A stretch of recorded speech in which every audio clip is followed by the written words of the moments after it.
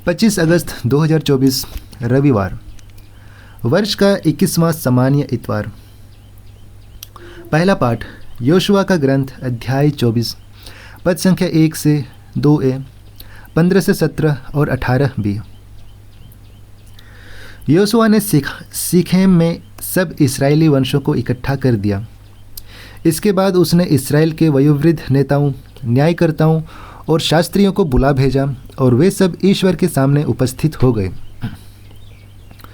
तब योशुआ ने समस्त लोगों से कहा, इस्राएल का प्रभु ईश्वर यह कहता है, प्राचीन काल में तुम लोगों के पूर्वज इब्राहिम और नाहोर का पिता तेरह फरात नदी के उस पार निवास करते थे।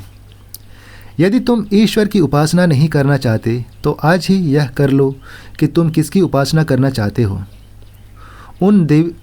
उन देवताओं की जिनकी उपासना तुम्हारे पूर्वज नदी के उस पार करते थे, या आमोरियों के देवताओं की जिनके देश में तुम रहते हो।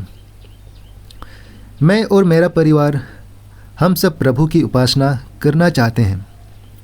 लोगों ने उत्तर दिया, प्रभु को छोड़कर अन्य देवताओं की उपासना करने का विचार हमसे कोसों दूर है।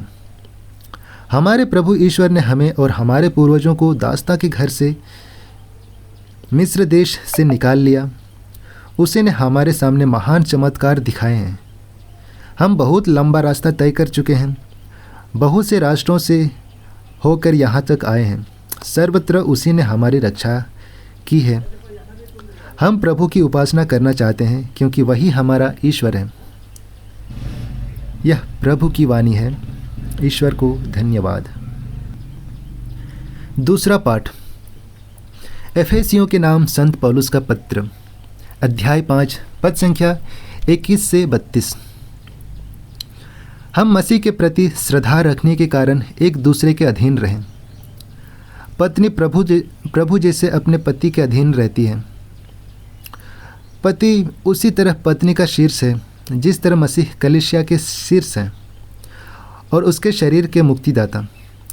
जिस तरह कलीसिया मसीह के अधीन रहती है, उसी तरह पत्नी को भी सब बातों में अपने पति के अधीन रहना चाहिए। पतियों, अपने पत्नी को उसी तरह प्यार करो जिस तरह मसीह ने कलीसिया को प्यार किया। उन्होंने उसके लिए अपने को अर्पित किया, जिससे वह उसे पवित्र कर सकें और वचन तथा जल के स्नान द्वारा शुद्ध कर सकें, क्योंकि वह एक ऐसी कलीसिया अपने सामने उपस्थित करना चाहते थे जो महिमामय हो, जिसमें न दाग हो, न झुर्री और न कोई दूसरा दोष, जो पवित्र और निष्कलंक हो। पति अपनी पत्नी को इस तरह प्यार करे मानो वह उसका अपना शरीर हो। कोई अपने शरीर से बैर नहीं करता, उल्टे वह उसका पालन पोषण करता और उसकी देखभाल करता रहता है। मसीह कलीसिया के साथ ऐसा करते हैं क्योंकि हम उनके शरीर के अंग हैं।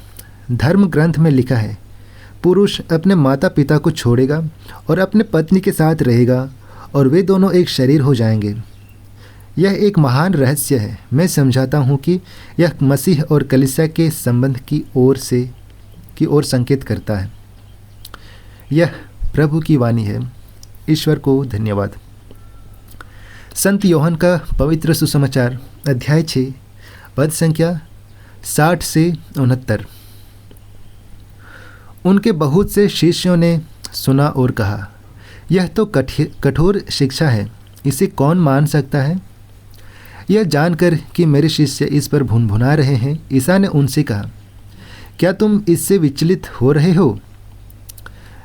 जब तुम मानव पुत्र को वहाँ आरोहण करते देखोगे जहाँ वह पहले था, तो क्या कहोगे। आत्मा ही जीवन प्रदान करता है, मांस से कुछ लाभ नहीं होता। मैंने तुम्हें जो शिक्षा दी है वह आत्मा और जीवन है। फिर भी तुम लोगों में से अनेक विश्वास नहीं करते। ईसा तो प्रारंभ से ही यह जानते थे कि कौन विश्वास नहीं करते और कौन मेरे साथ विश्वासघात करेगा। उन्होंने कहा, इसलिए मैंने तुम लोगों से यह कहा कि कोई मेरे पास तब तक नहीं आ सकता जब तक उसे पिता से यह वरदान ना मिला हो। इसके बाद बहुत से शिष्य अलग हो गए और उन्होंने उनका साथ छोड़ दिया।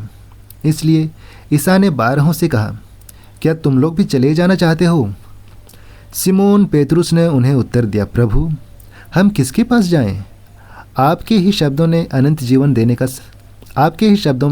जीवन का संदेश है। हम विश्वास करते हैं, जानते हैं कि आप ईश्वर के भेजे हुए परम पावन पुरुष हैं।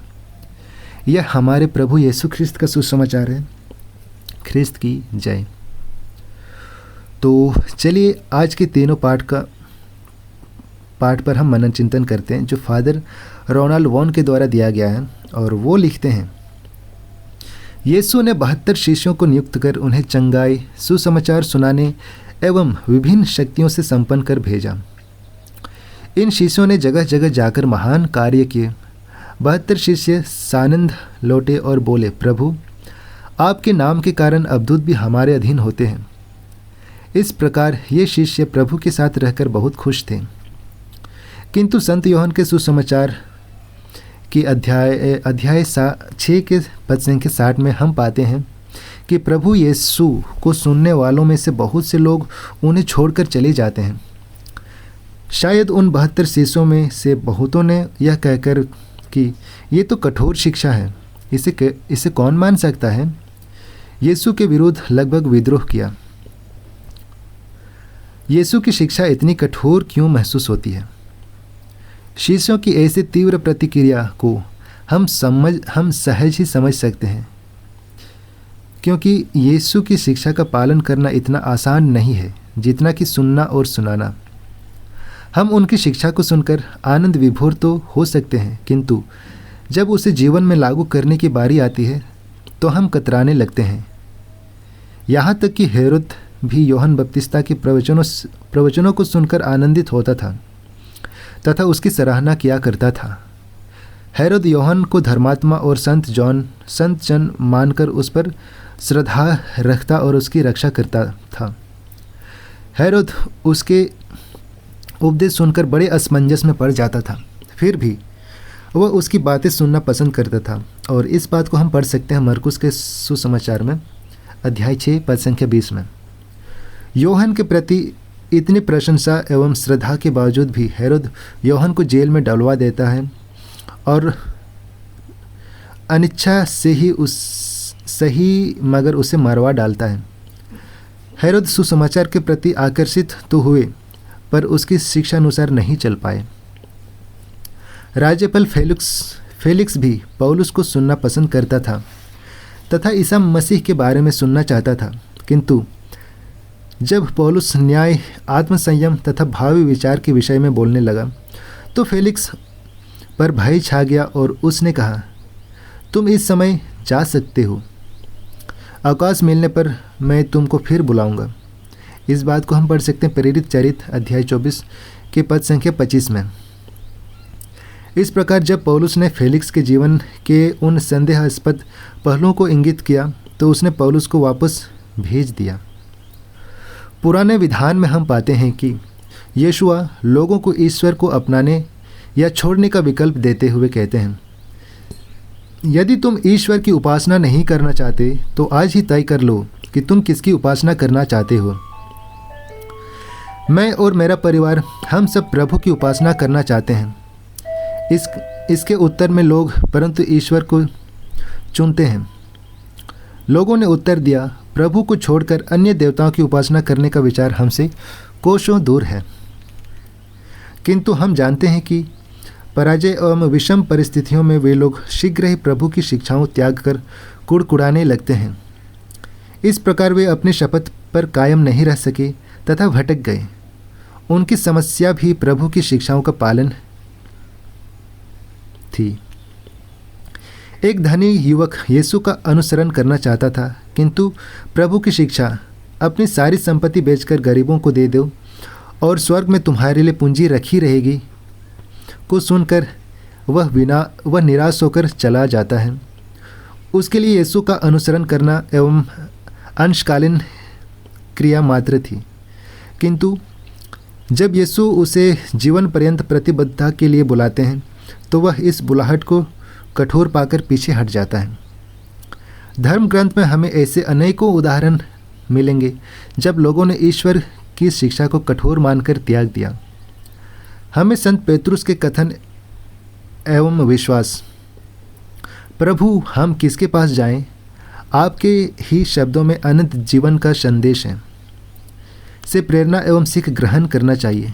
पेतरुस ने यीशु को मुक्ति का एकमात्र स्रोत एवं उनकी शिक्षा को मुक्ति का एकमात्र साधन माना। दानियल के ग्रंथ में शद्रक, मेशक और अबेदनगो ने मौत के मुंह में पहुंचकर भी ईश्वर की शिक्षा को नहीं त्यागा और कहा, यदि कोई ईश्वर है जो ऐसा कर सकता है तो वह हमारा ही ईश्वर है जिसकी हम सेवा करते हैं। वह हमें प्रज्वलित भट्टी से बचाने में समर्थ है और हमें आपके हाथों से छुड़ाएगा। इसे हम दानियल नबी के ग्रंथ में अध्याय 3 के पद संख्या 17 में हम पढ़ सकते हैं। उसके आगे के वचन उनके विश्वास की गहराई से हमारा परिचय कराते हैं। वे आगे कहते हैं, यदि वह ऐसा नहीं करेगा तो राजा यह जान ले कि हम ना तो आपके देवताओं की सेवा करेंगे और ना आपके द्वारा संस्थापित स्वर्ण मूर्ति की आराधना करेंगे। इब्राहिम ने भी अपने सभी विपत्तियों में ईश्वर पर भरोसा रखा, यहाँ तक कि अपने एकलौते पुत्र इसहाक को चढ़ाने से पीछे नहीं हटा। आइए हम भी अपने विश्वास में दृढ़ बनने तथा स्रोतकार की तरह प्रभु से प्रार्थना करें, प्रभु मुझे अपना मार्ग दिखा जिससे मैं तेरे सत्य के प्रति ईमानदार रहूं। मेरे मन को प्रेरणा दे जिससे मैं तेरे नाम पर श्रद्धा रखूं।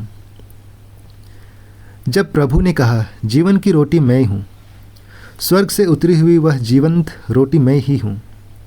यदि कोई वह रोटी खाएगा तो वह सदा जीवित रहेगा।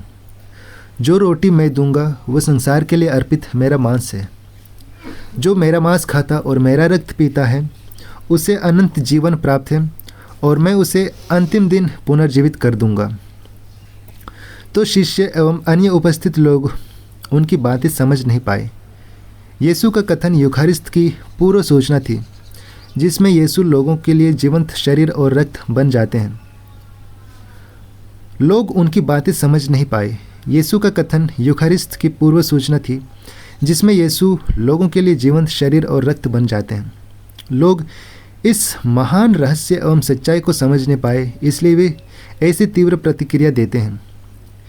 यीशु ने इससे पहले भी अनेक बार कठोर शब्दों में शिक्षा दी थी, जैसे उन्होंने फरीसियों और शास्त्रियों को ढोंगी कहा, शत्रुओं से प्रेम करना सिखलाया, विवाह को अटूट बंधन बताया, संकरित द्वार और विस्तृत द्वार के भेद को समझाया, वेश्याओं और नाकेदारों को बुलाया, शिष्यों के पैर धोए, नगरों को धिक्कारा, विश्राम के दिन चंगाई के कार्य किए, आत्मत्याग पर बल दिया, क्षमाशीलता का नया पाठ पढ़ाया, स्वयं को संसार की ज्योति तथा भला चरवाहा बताया आदि। किंतु उन्होंने कभी भी विद्रोही जैसे बातें नहीं की। लोगों के लिए यह समझना असंभव था कि कैसे ईश्वर मनुष्य बन सकता है तथा वही ईश्वर कैसे उनके लिए उनका भोजन बन जाएगा। वे ईश्वर के इस महान प्रेम को यूखारिस्त में परिणत होता नहीं देख सके।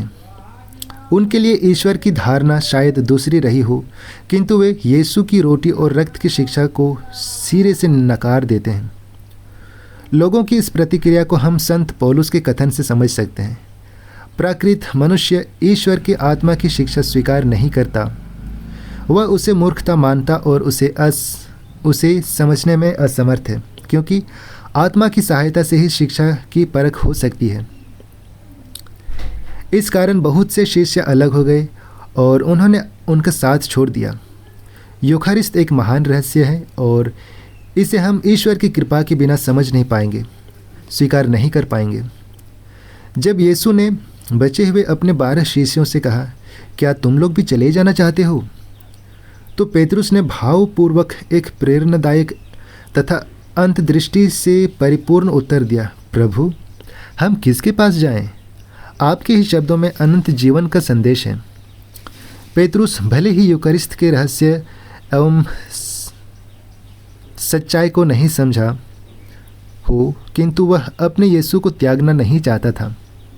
ईश्वर की कृपा से वह अब जानने लगा था कि प्रभु यीशु मसीह ही हैं और ईश्वर के पुत्र हैं, इसलिए उनके वचनों पर हमें विश्वास करना चाहिए। इसलिए वह यीशु के साथ बना रहता है तथा समय आने पर कालांतर में वह इस सच्चाई एवं रहस्य को भली भांति समझ जाता है।